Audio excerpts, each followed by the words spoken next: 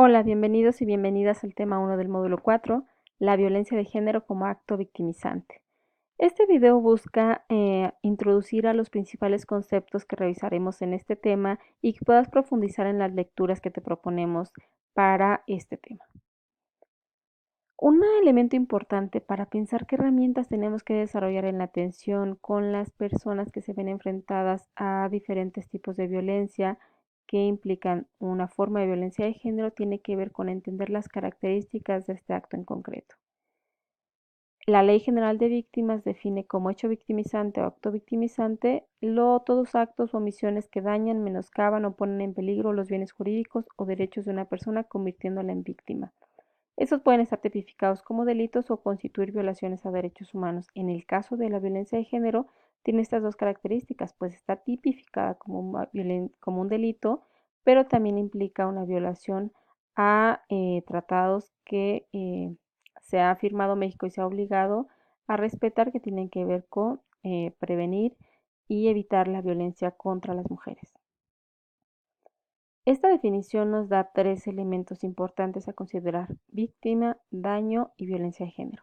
Estos tres elementos siempre los tenemos que ver relacionados, es decir, solamente las características del acto nos pueden explicar qué tipo de daño se generó y qué condición específica de victimización generó en la persona. No podemos verlos diferenciados o aislados. Uno nos va a explicar los otros dos. Por ejemplo, en el caso de violencia de género, se ha ido a partir de algunos años en nuestro país documentando mucho mayor las características que tiene este tipo de violencia. Una encuesta importante que desarrolla el INEGI tiene que ver con la dinámica de las relaciones en los hogares. En los resultados que presentó el 2016 muestra un aspecto importante, ya que todas las mujeres mayores de 15 años en algún momento en su vida más de la mitad de las mujeres han estado expuestas a una situación de violencia. ¿Pero qué característica tiene esto? Pues que el generador de la violencia es en cada uno de estos ámbitos una persona con la que la mujer establece un vínculo importante. Por lo tanto, el enfrentamiento a este tipo de violencia o la denuncia a este tipo de violencia le va a implicar a la mujer muchos efectos adversos, como puede ser perder el trabajo, como puede ser enfrentar el tener que abandonar el hogar, el tener que responder por sí misma, buscar los recursos con los que enfrentar esta situación, como puede ser la culpabilización, el estigma. Entonces es importante entender que este es un primer factor que es relevante para la respuesta que la mujer va a dar. Otro aspecto importante que arroja esta encuesta tiene que ver con que la mayoría de las mujeres no busca apoyo ni denuncia las situaciones de violencia física o sexual que ha enfrentado o en los diferentes tipos de violencia, pero también en los distintos ámbitos donde esta puede estar. Y la principal respuesta de por qué las mujeres no denuncian o solicitan apoyo tiene que ver porque consideran que se trató de algo sin importancia que no le afectó. En segundo lugar, encontramos que es por miedo a las consecuencias y en tercer lugar por vergüenza. Pero es importante entender que la principal respuesta que están dando las mujeres tiene que ver con una normalización y naturalización de los actos de violencia. Es decir, que ellos consideran que no tiene importancia. Esta respuesta es la principal respuesta en todos los diferentes ámbitos de violencia. Esta gráfica lo que nos muestra es en la violencia escolar, en la laboral, en la comunitaria, en la familiar, la mayor parte de las mujeres no denuncia y la principal respuesta que dan en todos los ámbitos es que se trata de algo sin importancia, que no le afecta. En segundo lugar, miedo a las consecuencias y en tercer lugar, la vergüenza. Aunque también hay que considerar que hay otros factores como que no sabía dónde denunciar o que pensó que no le iban a creer o le iban a decir que era su culpa. Con esto nos podemos ir dando una idea de qué características tiene este tipo de acto victimizante. Una, que es un daño ocasionado por personas con las que se tiene un vínculo cercano.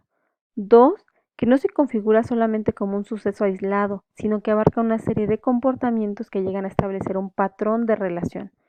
Y tres, se vuelve un problema crónico, es decir, que puede agravarse en el tiempo, mientras más tiempo la mujer esté normalizando y esté en esta situación, pues se puede agravar, y lo que esto implica un factor de riesgo importante para el desarrollo de problemas en salud mental. También tenemos que comprender que los diferentes tipos de delitos implican una mezcla de distintos tipos de violencia y que pueden ocurrir en distintos ámbitos. La violación, las amenazas, el feminicidio, el acoso, la violencia obstétrica no tendrán las mismas características. Cada uno se da en un ámbito específico e implica un tipo de violencia específico. Cuando nos relacionemos con una mujer que ha vivido un delito, tendremos que considerar las características específicas de este delito. Un aspecto que se ha estudiado mucho en nuestro país tiene que ver con la violencia en la pareja. Por ejemplo, estas características que hablábamos hace un momento de que es las personas con las que establece el principal vínculo, es un patrón de relación y puede generar afectaciones graves a la salud de las mujeres, es algo que investigó quien propuso como modelo de la violencia de pareja el ciclo de la violencia. El ciclo de la violencia de género consta de tres principales elementos que desarrolló esta autora, que atendió a diferentes mujeres, y a partir de la atención en diferentes casos pudo encontrar que hay un patrón de relación y hay un patrón en que la mujer da la respuesta. La primera fase tiene que ver con la elaboración de la tensión, la segunda fase con la explosión de la violencia y la tercera fase con la calma o reconciliación. La primera fase es la fase de acumulación de la tensión y se caracteriza porque las discusiones se presentan cada vez con más frecuencia, lo que lleva a fricciones permanentes entre los miembros de la pareja que producen un incremento constante de la ansiedad y la hostilidad. No obstante, la mujer justifica a su pareja ante ella misma y ante los demás, pues tiene la esperanza de que tarde o temprano todo cambiará. Durante esta etapa, la mujer se encuentra en un estado de constante estrés, soportando la situación, tratando de complacer a la persona que genera la violencia, siendo cariñosa con él, pero los intentos por detener la violencia se vuelven ineficaces, lo que da, lo que da pie a la fase de o episodio violento, que es la etapa más corta del ciclo, donde se desahogan las tensiones acumuladas en la fase anterior, surgiendo generalmente golpes, que son cada vez más frecuentes, ante lo que la mujer siente un intenso terror de ser herida o asesinada. Al finalizar este episodio de violencia, las mujeres maltratadas suelen quedar en un estado de shock, soliendo presentar síntomas de depresión, ansiedad y desesperanza.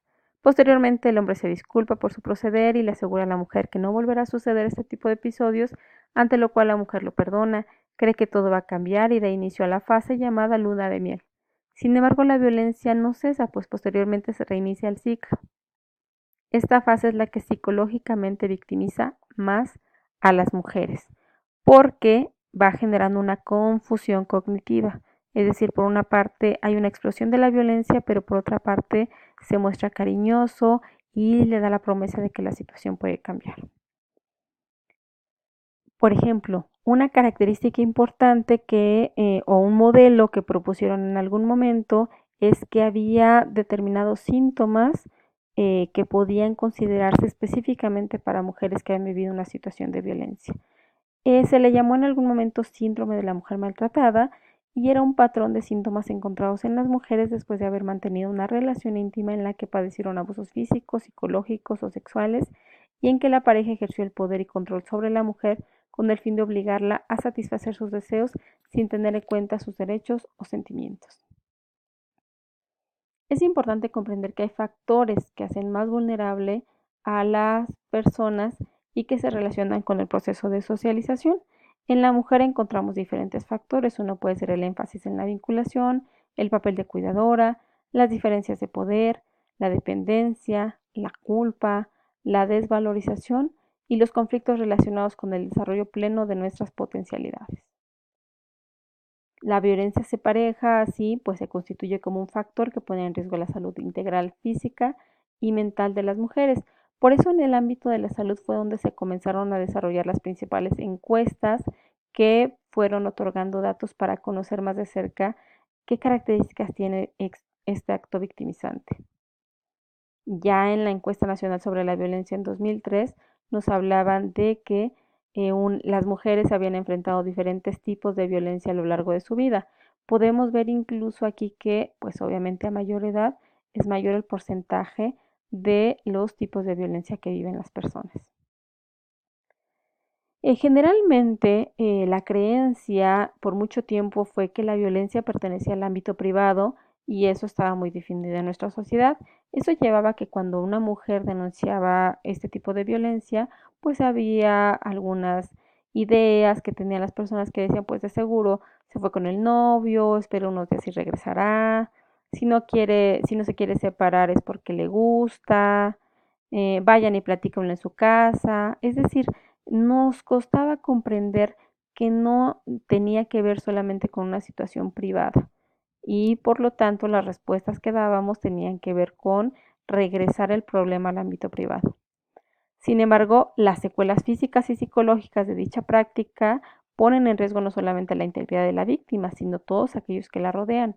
Cuando la dignidad, integridad física, psicológica o la vida misma se encuentra en peligro, deja de ser un asunto privado para convertirse en materia propia de la autoridad policial, debiendo intervenir en concordancia con la normativa internacional y con las leyes nacionales. Es decir, la policía tiene una razón, es legítima su intervención, ya que la violencia contra las mujeres, la violencia de género no es un asunto privado.